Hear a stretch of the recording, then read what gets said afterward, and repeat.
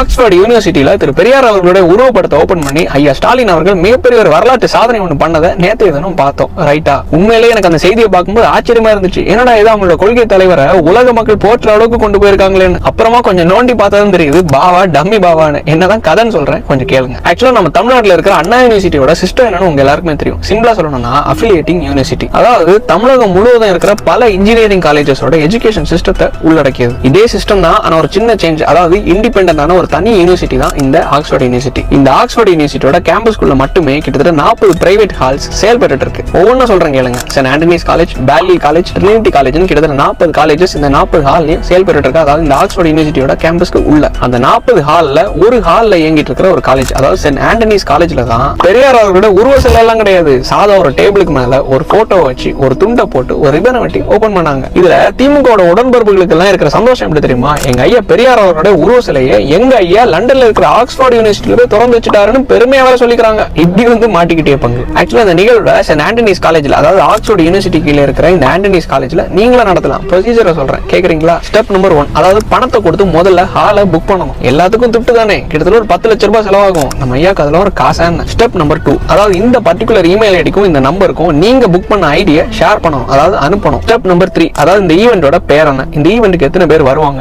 Date, time, இந்த ஈவெண்ட்ல participate பண்றவங்களுக்கு lunch, tea, coffee ஏதாச்சும் வேணும்னா அட்வான்ஸா அதையும் சொல்லிக்கணும். ஸ்டெப் நம்பர் 4, அதாவது மொத்த எண்ணிக்கைக்கு தகுந்தவரை பணத்தை பவுண்ட்ஸ் அங்க பே பண்ணணும். ஏன்னா லண்டன்ல நம்ம பணம் அங்க செல்லுபடி ஆகாது. சிம்பிளா ஒரு ஸ்டார் ஹோட்டலையோ ஒரு மண்டபத்திலேயோ இல்ல ஒரு ஹாலிலேயோ கல்யாணம் நடத்துறதுக்கு என்ன ப்ரொசீஜரோ அதுதான். ஏற்கனவே ஸ்டாலின் அவர்களோட போட்டோ கொடுத்து ஆப்பிரிக்கா நாட்டோட பழங்குடியினருக்கு பணத்தையும் கொடுத்து ஆட வச்சு அசிங்கவும் பட்டாங்க. இப்போ பணத்தை கொடுத்து பெரியார் போட்டோ, இதுக்கு எதுக்கு சாமி கோட்டும் சூட்டும்? கேட்டா ஆக்ஸ்போர்ட் யூனிவர்சிட்டி பெரியார் போட்டோ திறக்கிறாங்களாம். அவங்களுக்கு வேற வேலை இல்ல. உங்களுக்கும் உங்க தாத்தாவோட போட்டோவை ஆக்ஸ்போர்ட் பேருக்கு கீழே இருக்கிற ஏதோ ஒரு காலேஜ்ல திறந்து உங்க நண்பர்கள் மற்றும் சொந்தக்காரங்க கிட்ட பெருமைப்படணும்னா நான் சொன்ன இந்த 4 ஸ்டெப்பை ஃபாலோ பண்ணிக்கோங்க. ஐயாவோட லீலைகளை பற்றி தெரியாத உடன்பரப்புகளுக்கும் புக்கிங் ப்ரொசீஜர் என்னதான்டான்னு தெரிஞ்சுக்கணும்னு இருக்கவங்களுக்கும் இந்த வீடியோ ஷேர் பண்ணி தெரியப்படுத்துங்க. நன்றி, வணக்கம்.